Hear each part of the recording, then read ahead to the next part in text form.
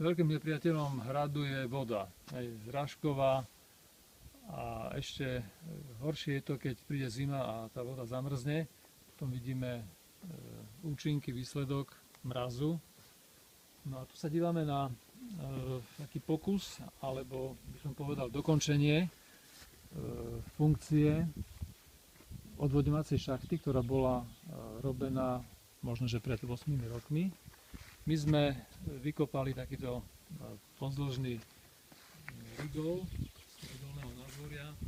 Snažíme sa chytať vodu, ktorá vo veľkom množstve pri búrkach sa zhromažďuje práve v tejto najnižšej časti. No a podarilo sa nám tú odvodňovaciu šachtu sfunkčniť. Vykopali sme ústie tých drenážnych rúr.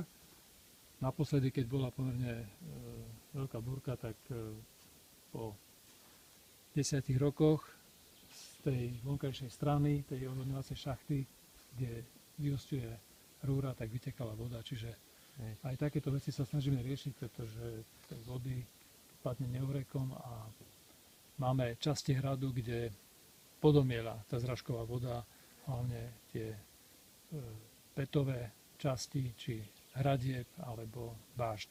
Čiže snažíme sa riešiť aj takéto problémy na hrade.